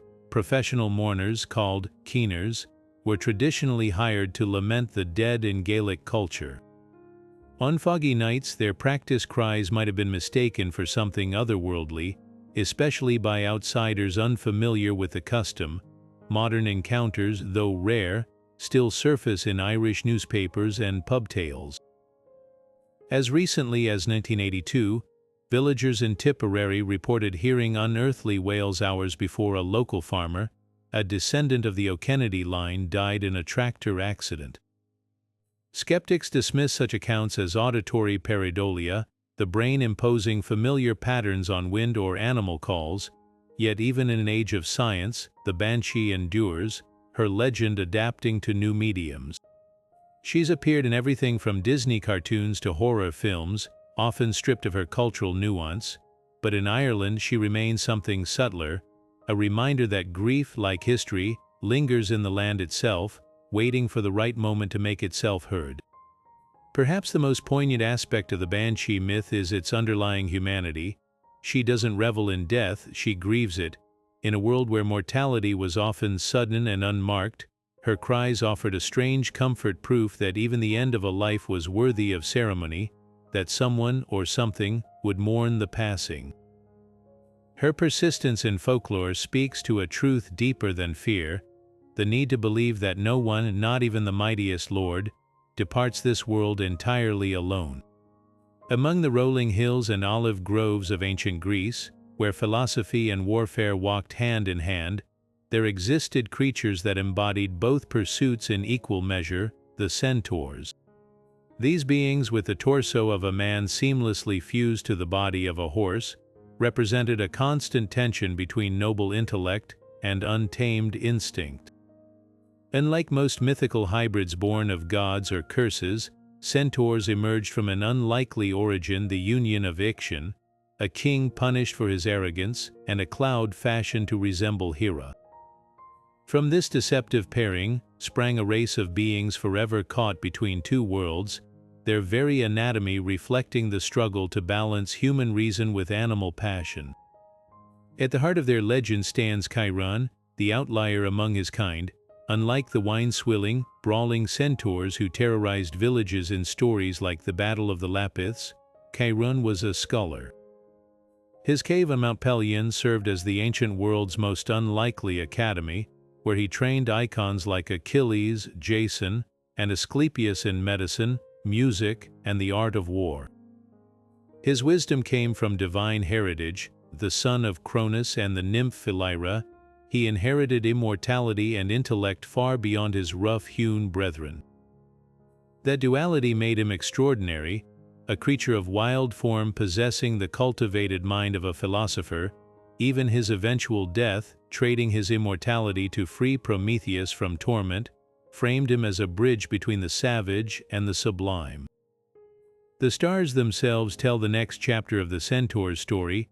Look to the southern sky, and you'll find Centaurus, one of the largest constellations, its celestial shape often depicted carrying a wolf sacrifice to the gods. Nearby gleams Chiron's own stellar memorial, the constellation Sagittarius, the archer, though some mythologists argue this celestial bowman represents not Chiron but a more warlike centaur.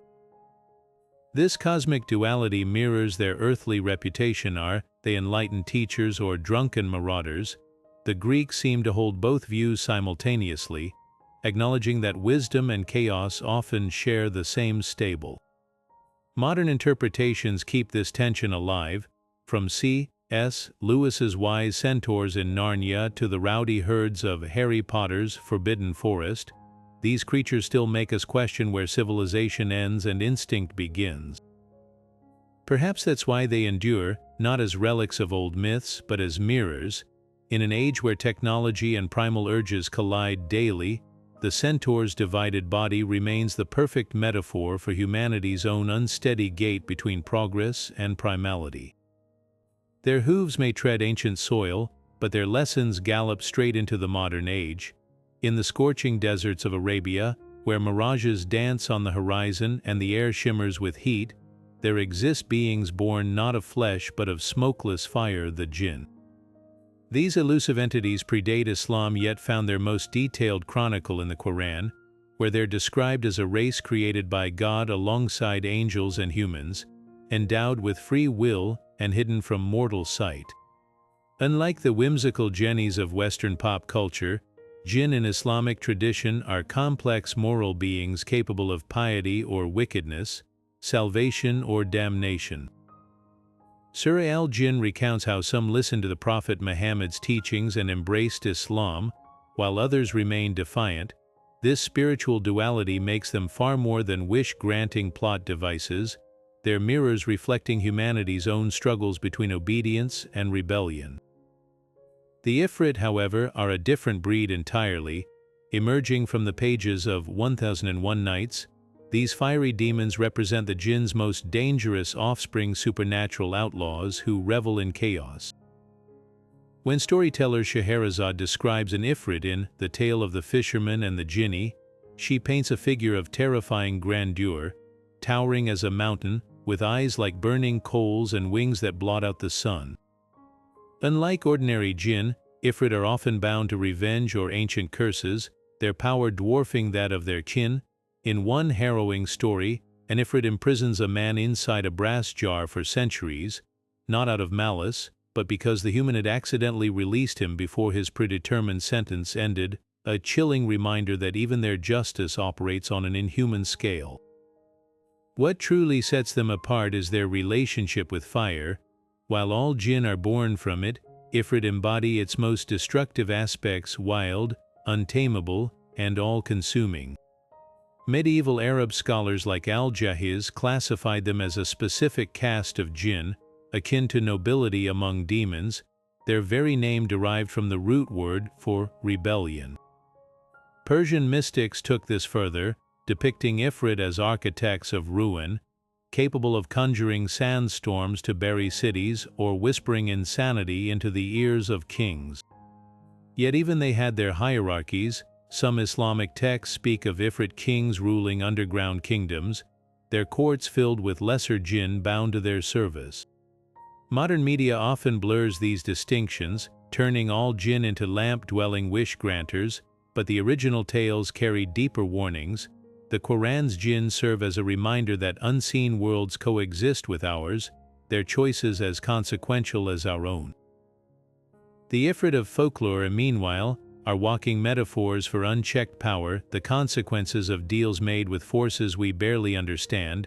Both remain vital because they ask the same unsettling question: if creatures of fire can choose between good and evil, what excuses do we have? The answer, like a desert wind, carries whispers of accountability and perhaps a flicker of hope.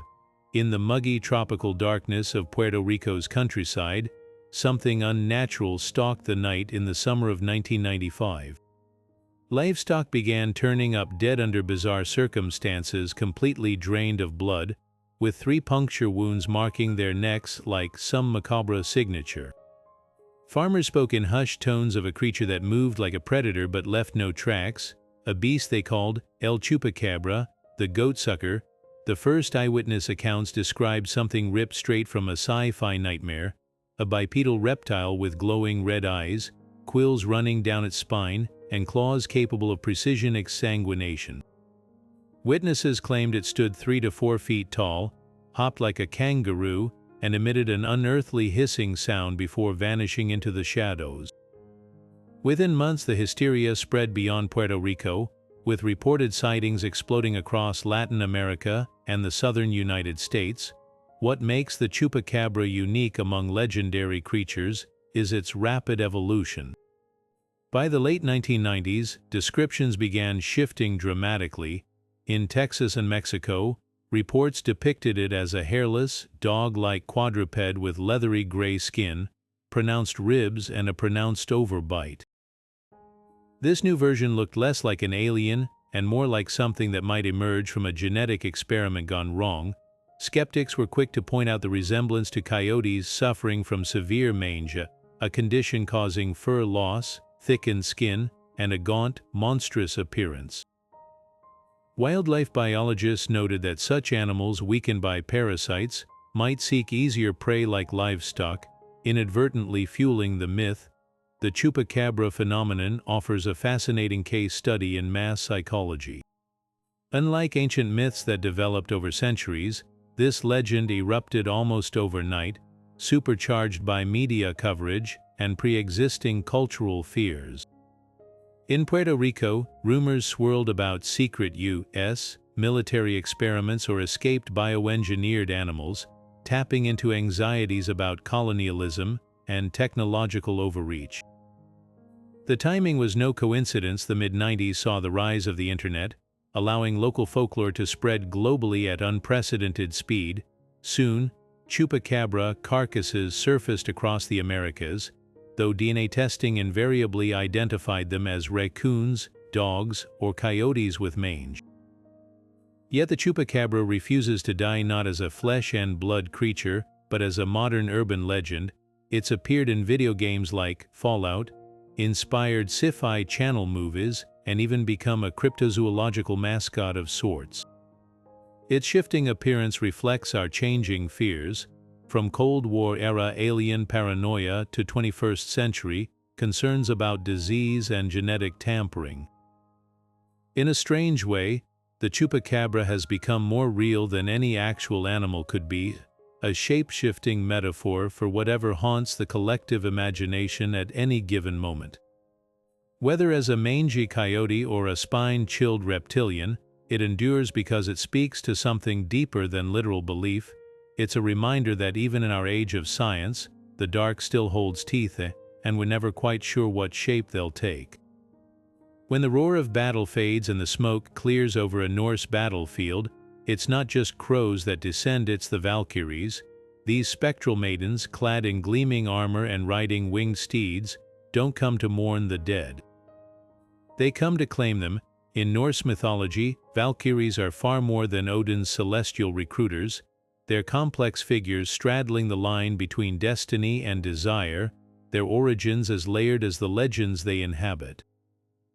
The Poetic Edda describes them as choosers of the slain, their very name derived from Old Norse Valkyria, meaning she who picks the fallen, but their role isn't just passive selection. With names like Hildur, battle, Gunnar, war, and Skirgul, shaker, these women embody the chaos and glory of combat, their presence on the battlefield as pivotal as the warriors they harvest. Yet behind their martial prowess lies an older, softer myth, the Swan Maiden. Germanic folklore whispers of Valkyries shedding their feathered cloaks to bathe in forest pools, only to be trapped in mortal form if a man steals their plumage. This duality, warrior and captive, sovereign and subdued, reveals their deeper symbolism. They're not just servants of Odin, they're manifestations of fate itself, their swan feathers representing the fragile boundary between the divine and the earthly. In the Verlandarkvida, the smith Verlan tricks a Valkyrie named Hervor into staying with him by hiding her wings, a tale that mirrors broader themes of love, loss, and the price of immortality. Fast forward to the 19th century, and the Valkyries take flight anew, this time on the operatic stage. Richard Wagner's Der Ring des Nibelungen reimagined them as the Ride of the Valkyries, a thunderous chorus of sisters led by Brunhilde, their war cries set to some of the most iconic music in Western classical repertoire. Wagner's interpretation leaned into their divine authority, framing them as tragic heroines torn between loyalty to Odin and compassion for doomed mortals. His Brunhilde, punished for defying the gods to save a human lover, became a feminist icon long before the term existed, her rebellion echoing the Valkyrie's ancient swan maiden roots, a choice between duty and freedom. Modern pop culture has further fractured their image. Marvel Comics reduce them to Asgardian soldiers, while video games like God of War paint them as boss battles to be conquered. Yet traces of their mythic depth linger. In Neil Gaiman's Norse mythology, they remain untouchable and enigmatic, their motives as inscrutable as the wind that carries them. What makes the Valkyries endure isn't just their armor or wings, it's their paradox. They're both celebrants and mourners, bound to the gods yet yearning for autonomy, their stories a reminder that even the architects of destiny aren't free from its weight. Whether on a Viking Age battlefield or a Wagnerian stage, they challenge us to ask, who truly holds the power, the chooser or the chosen? With wings that blot out the sun and a tail coiled like a venomous whip, the wyvern cuts a distinct silhouette across medieval battle flags and castle ramparts, but make no mistake, this is no ordinary dragon. Whether four-legged cousins dominate Eastern mythology, the wyvern's two-legged form carved its own niche in European lore, evolving from a mere heraldic symbol into a creature that blurred the lines between natural history and nightmare. The key to its identity lies in its anatomy, those clawed avian legs, bat-like wings fused to its forearms, and that infamous barbed tail, often depicted dripping with venom potent enough to corrode stone. Historians trace its earliest depictions to 12th century England, where it slithered onto coats of arms as a symbol of pestilence and conquest, fitting for a creature said to nest in plague-ridden battlefields, feasting on the dying. What set the wyvern apart in medieval bestiaries was its unsettling plausibility. Scholars like Albertus Magnus classified it alongside real reptiles, speculating that it might be a type of exaggerated winged serpent. Unlike the fire-breathing dragons of myth, wyverns were often described as relying purely on physical weaponry, their tails striking like scorpions, their claws rending flesh with surgical precision. This grounded terror made them perfect emblems for warfare. The Welsh flag's red wyvern, for instance, embodied guerrilla tactics, swift, lethal, and unpredictable. Even their poison had historical precedent. Ancient armies sometimes tipped arrows in adder venom, and the wyvern's tail became a grotesque amplification of that practice. Yet the creature's influence stretched beyond battlefields. Alchemists adopted the wyvern as a symbol of corrosive substances, its toxic nature mirroring the acids they used to dissolve metals. In church carvings, it often represented sin's insidious spread, its two legs symbolizing the duality of temptation, its tail striking unseen. By the Renaissance, naturalists like Conrad Gessner included wyverns in their encyclopedias alongside chameleons and salamanders, a testament to how deeply myth had infiltrated early science. Modern fantasy has both honored and distorted the wyvern's legacy. Game of Thrones reduced them to smaller, rideable dragons, while Dungeons and Dragons classified them as lesser kin to true dragons. But in its original form, the wyvern was never a lesser anything, it was a masterpiece of symbolic terror, a reminder that sometimes the most believable monsters are the ones that cling just close enough to reality to unsettle us. Its wings may belong to myth, but its venom, that feels hauntingly familiar, deep in the tangled forests of New Jersey's pine barrens, where the trees twist into unnatural shapes and the mist hangs thick even at midday, whispers persist of something far older than the United States itself, the Jersey Devil. This winged horse-headed monstrosity didn't emerge from some primordial swamp, but from a very human moment of desperation, or perhaps vengeance, in 1735. The story begins with a woman named Jane Leeds, a poor settler already burdened with 12 children. When she discovered she was pregnant yet again, legend claims she cried out in frustration, "Let this one be a devil." The universe, it seems, took her at her word. On a storm-lashed night, her 13th child arrived not as a baby, but as a shrieking horror, clawed hands, leathery wings, and the elongated face of a horse before promptly escaping up the chimney and vanishing into the pines. But the Leeds family curse was only the beginning. Over the next 3 centuries, sightings of the creature would etch themselves into American folklore like scars. What sets the Jersey Devil apart from other cryptids is its bizarre patchwork anatomy, described by witnesses as a grotesque fusion of features: kangaroo-like hind legs capable of leaping rooftops in a single bound, a serpentine tail that lashes like a whip, and piercing red eyes that glow even in pitch darkness. Some accounts mention a blood-curdling scream, compared to the sound of nails dragged across slate, while others swear it moves in eerie silence, leaving only sulphurous fumes and 3-toed footprints in its wake. The Pine Barrens, with their labyrinthine trails and quicksand bogs, became the perfect hunting ground for this nightmare, remote enough to hide a legend, yet close enough to Philadelphia and New York to keep the story alive in newspapers and tavern tales.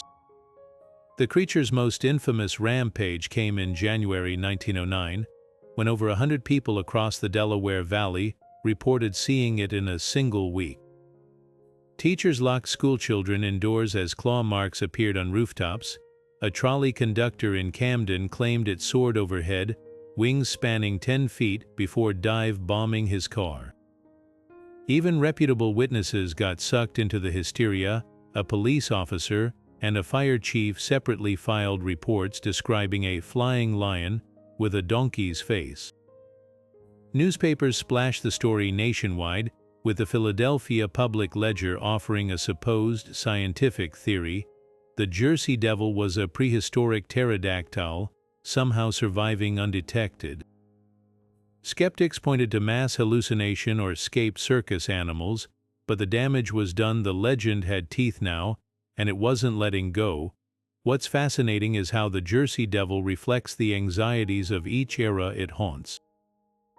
During the Revolutionary War, sightings spiked near British troop movements, leading some historians to speculate the stories were cover for smuggling operations.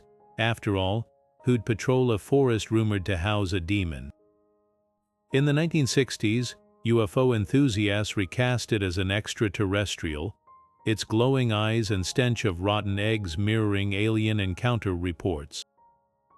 Even today, cryptozoologists debate whether it's a misidentified sandhill crane, those birds can scream like banshees, or a psychological manifestation of the barrens themselves, a place so geologically strange, with its dwarf forests and underground rivers, that it seems to breed strangeness.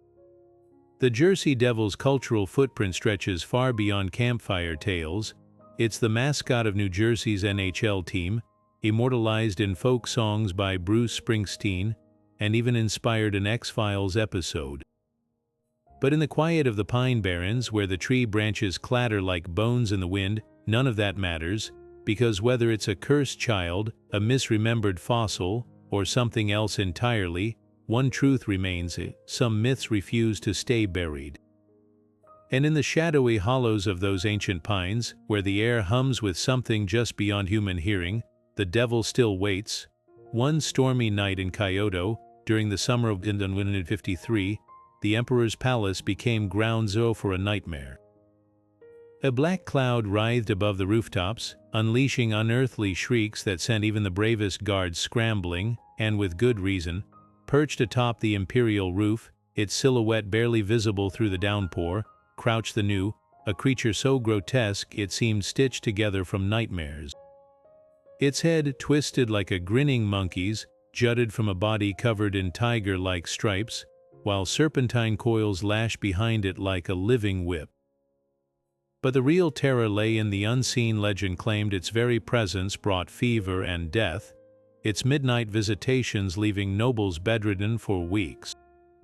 This wasn't just a monster, it was a walking plague, a chimera designed to unravel the order of the High-End Court through sheer psychological terror. The Nu's origins are as cryptic as its biology. Unlike Western hybrids like the Griffin or Chimera, which often symbolized cosmic balance or divine wrath, the Nu embodied a uniquely Japanese fear: the disruption of natural harmony. In Shinto belief, when the boundary between the human and spirit worlds thinned, malformed creatures like the new slipped through, living omens of societal decay. Ancient scrolls depicted alongside earthquakes and eclipses, events that shook the celestial order. Its composite form wasn't random, each element carried symbolic poison. The monkey's head represented deceit, the tiger's legs unchecked aggression, and the snake's tail the creeping spread of corruption. Together they formed a perfect metaphor for the political intrigues rotting the Heian aristocracy from within. Enter Minamoto no Yorimasa, the warrior poet who'd become the new's unlikely executioner. On that fateful night, as the creature's cries rattled the palace timbers, Yorimasa didn't rely on brute force. Armed with a bow blessed by shrine priests and an arrow fletched with hawk feathers, a predator's weapon against a predator's soul, he waited. When lightning split the sky, illuminating the new's hunched form, Yorimasa loosed a single shot not at the body, but through the creature's gaping mouth, piercing the source of its unholy voice. The new plummeted into the palace garden with a thud that shook the cherry blossoms loose, but the tale doesn't end with its death. In a twist echoing the creature's supernatural nature, Yorimasa's loyal servant beheaded it with a tanto dagger, only for the blade to shatter upon contact, as if the beast's malice outlasted its heartbeat. The aftermath rippled through Japanese culture. Yorimasa's triumph earned him the emperor's prized sword, Shishigiri Lion Cutter, but the new's legacy proved harder to contain. Its name became shorthand for any inexplicable misfortune. A politician's scandal might be dubbed a political new, while persistent rumors were new-like whispers. Artists immortalized its death in ukiyo-e prints, often showing Yorimasa under a blood-red moon, his arrow's trajectory as precise as a calligrapher's stroke. Even today, Kyoto's temple bells sometimes chime with echoes of the tale, and the garden where the new fell is said to sprout flowers with unnaturally black petals. Modern scholars see the legend as a cultural pressure valve. The Heian period was an era of stifling court etiquette, where emotions festered beneath silk robes. The new, with its chaotic form and disruptive wails, may have been a symbolic release valve for repressed anxieties, a monster that externalized the rot no one dared name. In a way, Yorimasa's arrow didn't just slay a beast, it pierced the illusion of control, revealing that even emperors weren't immune to the chaos lurking beyond their gilded screens. And perhaps that's why the new endures. It's more than a mythical creature, it's a reminder that some threats don't come from outside the walls, they grow in the shadows we refuse to acknowledge. Along the sun-baked banks of the Rhône River in southern France, where lavender fields melt into medieval villages, a legend as old as the hills themselves still stirs, the Tarasque. This wasn't your typical fire-breathing terror, but something far stranger, a six-legged dragon with the armored shell of a tortoise, the snarling jaws of a lion, and a tail crowned with a venomous scorpion stinger. For years it haunted the town of Tarascon, emerging from the river to crush boats underfoot and devour anyone foolish enough to wander near its lair. Unlike the rampaging beasts of other myths, the Tarasque had a peculiar quirk: it was peaceful unless provoked, a paradox that made its violence all the more chilling. Villagers whispered that it wept after its kills, as if mourning the bloodshed it couldn't control. Enter Saint Martha, a figure as gentle as the beast was fearsome. According to 13th century Provençal texts, she didn't arrive with sword or shield, but with a hymn book and unwavering calm. While knights had failed to pierce its hide, Martha approached the Tarasque singing psalms, her voice threading through the reeds until the creature laid its massive head in her lap. In that moment the monster became a monument not slain, but tamed, its wildness soothed by something deeper than force. She led it back to Tarascon like a lamb on a leash, where the stunned townsfolk, seeing their tormentor so docile, turned their fear to fury and stoned it to death. The irony was bitter. The beast had been civil when humanity could not. Every summer, Tarascon resurrects this strange duality in its Fête de la Tarasque, a riotous festival where locals don a papier-mâché replica of the creature, and parade it through the streets. Children pelt it with flowers instead of stones, transforming ancient terror into communal catharsis. The festival's roots stretch back to medieval mystery plays, where townsfolk reenacted Martha's miracle as both warning and absolution, a reminder that even the wildest hearts can be gentled, if met with something rarer than strength. What lingers most about the Tarrasque isn't its grotesque form, but its lesson. In a world quick to meet monsters with steel, Martha chose empathy, and for that, the roan still whispers her name. Some legends aren't about conquering beasts, but recognizing the ones we create. Long after St. Martha's hymn book silenced the Tarrasque's rage, the creature's legacy coiled itself into the very identity of southern France. In Tarascan, the beast isn't just a folktale, it's a civic emblem, stamped onto town seals and woven into local festivals with a pride usually reserved for saints and kings. Every June, the streets erupt in a cacophony of drums and rattling chains as the Tarrasque procession rolls through, a towering papier-mâché effigy dragged by costumed Tarasqueers who reenact its taming. But here's the twist: the monster isn't vilified, children press their palms to its painted shell for luck, and bakeries sell buttery Tarrasque-shaped pastries, their scorpion tails twisted into cinnamon swirls. This isn't fear, it's ownership. The creature's grotesque form has become a badge of resilience, a testament to the town's ability to transform terror into tradition. The legend's tendrils stretch far beyond Provence. In the shadowy halls of Dungeons and Dragons design studios, the Tarrasque found new life as the ultimate in-game monster, a towering, nigh-invincible beast whose stats struck terror into even the boldest adventurers. Game designer Gary Gygax, ever the mythologist, amplified its traits to mythic proportions, regeneration so relentless it could regrow limbs mid-battle, a carapace impervious to all but the mightiest magic, and a hunger that could drain entire kingdoms. Yet D&D's version cleverly preserved the original's paradox. It's a force of nature, neither evil nor good, a challenge to be outwitted rather than merely outmuscled.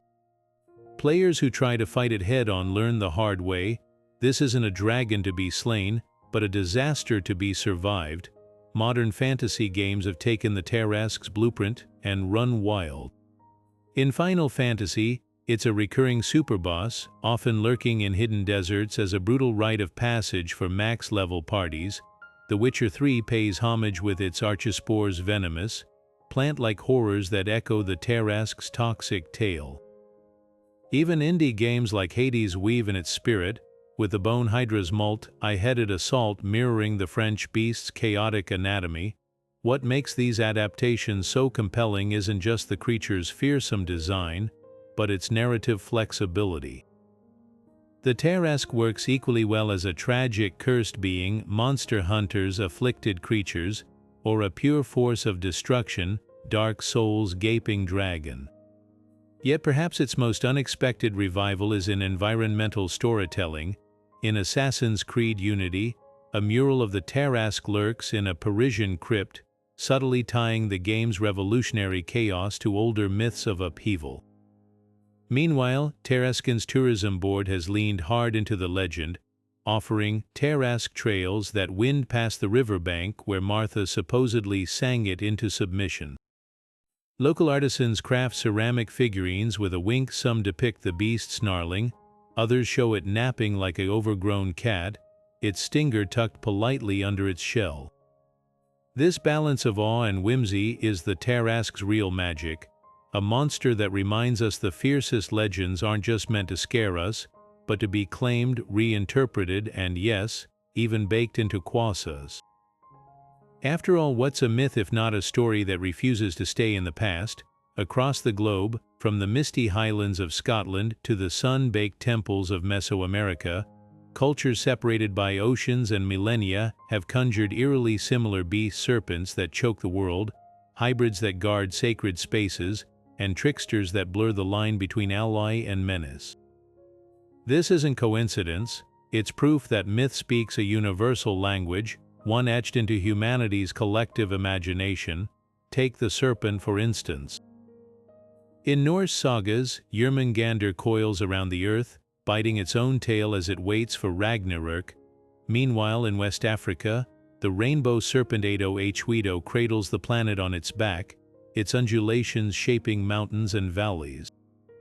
One embodies apocalypse, the other creation, yet both are cosmic architects, their serpentine forms mirroring the cyclical nature of existence itself. Even the Bible's Eden and Hindu Naga legends frame serpents as keepers of forbidden knowledge, suggesting a shared subconscious link between snakes and the mysteries we both crave and fear. Hybrid guardians reveal another startling pattern. Egypt's Sphinx, Greece's Griffin, and China's Qilin might hail from different continents, but their roles overlap like layers of the same story.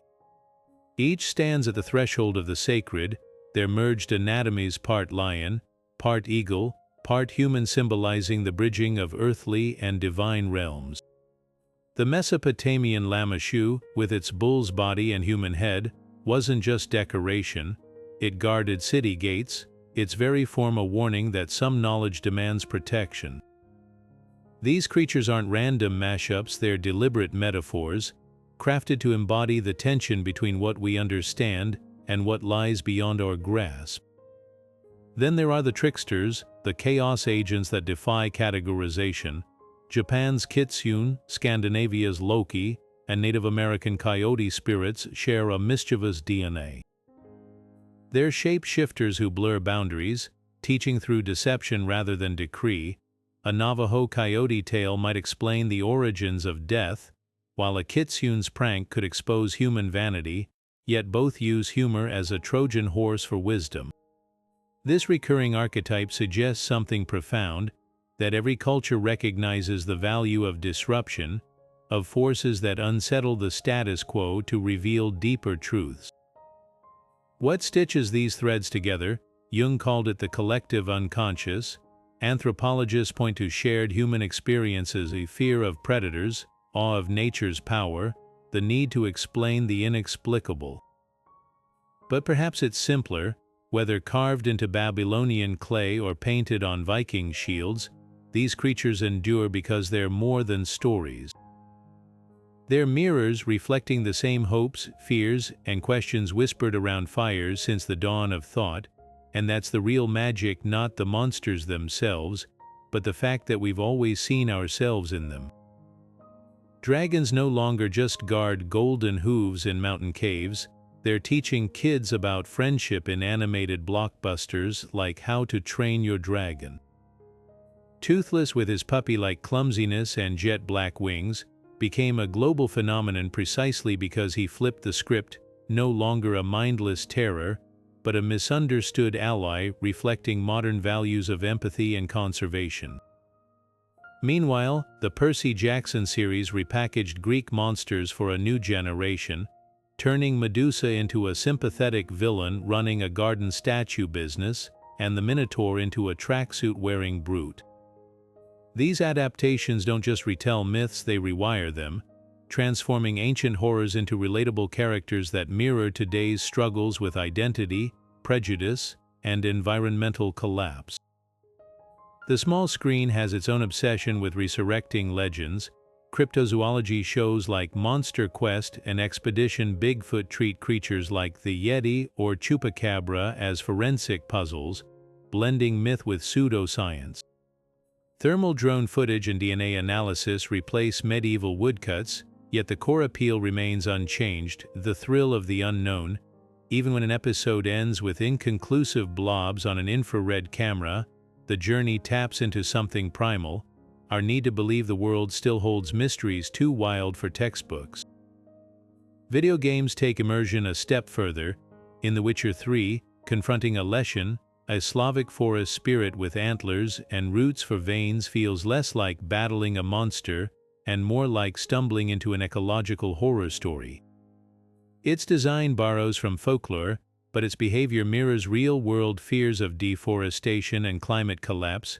Similarly, Assassin's Creed Valhalla weaves Norse beasts like Fenrir into historical fiction, treating them as psychological manifestations of Viking trauma rather than literal wolves. These aren't just Easter eggs for mythology buffs, they're narrative tools, using legendary creatures to explore grief, imperialism, and the cost of vengeance. Horror films, though, keep the old terrors alive.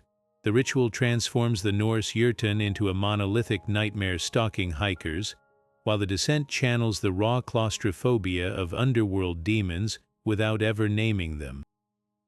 Even kaiju movies like Pacific Rim owe their DNA to mythical beasts. Their towering monsters are less like Godzilla and more like the biblical Leviathan, forces of nature that demand sacrifice and unity to overcome. What ties these modern takes together isn't just special effects or nostalgia, it's adaptability. The phoenix still rises, but now it symbolizes post-apocalyptic hope in Harry Potter. Griffins still guard treasure, but in Fantastic Beasts, they're endangered species needing protection. Our monsters evolve because we do. Their stories stretch across centuries because they're not just creatures. They're canvases, painted fresh with every generation's fears, dreams, and unanswered questions. From the fire-winged phoenix rising from its ashes to the serpentine leviathan lurking in the abyss, mythical beasts have never been mere stories, they are mirrors held up to humanity itself, reflecting our deepest fears, wildest dreams, and the mysteries we've yet to unravel. These creatures endure not because they frighten us, but because they speak to something timeless within us, the need to make sense of a world far stranger than our logic can explain. They are the original scientists, philosophers, and artists, tools our ancestors used to personify storms as dragons, eclipses as celestial battles, and the unknown as something we could name, even if we couldn't understand it. Think back to the creatures we've met on this journey. The griffin, soaring through Persian temples and medieval shields, taught us about the power of hybridity, the blending of earth and sky, strength and vigilance. The Wendigo, gaunt and insatiable, became a chilling allegory for greed and the boundaries of survival, and the Kappa, with its water-filled skull, reminded us that even monsters have rules, their weaknesses as revealing as their strengths. Each one, no matter how grotesque or glorious, encoded a lesson, a warning, or a hope. What's remarkable is how these legends adapt. The sirens began as winged mourners in Greek pottery, then became fish-tailed seductresses in Christian tales, and today, they're reclaimed as symbols of silenced voices.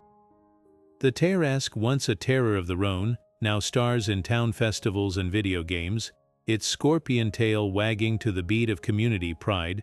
These creatures aren't relics, they're alive, evolving with every retelling to address new anxieties, whether it's climate fear, technological dread, or the search for identity in a fractured world. So why do they stick? Perhaps because myths are the oldest form of virtual reality, a space where we can explore the impossible without risk. Or maybe it's simpler. In a universe that often feels indifferent, these beasts give chaos a face, a name, and sometimes, a way to fight back. They make the uncanny tangible, turning abstract fears into something we can outwit, outrun, or outlast. Now we turn to you. Which legendary beast lingers in your imagination? Is it the noble Qilin, walking softly but judging fiercely, or the Kelpie, its adhesive skin a reminder that not all beauty is safe? Share your favorites in the comments, because the most magical thing about these creatures isn't just their past, but the futures we keep giving them. After all, every time someone whispers their name around a campfire or sketches them in a notebook, these myths take another breath, proving that stories like monsters are hard to kill.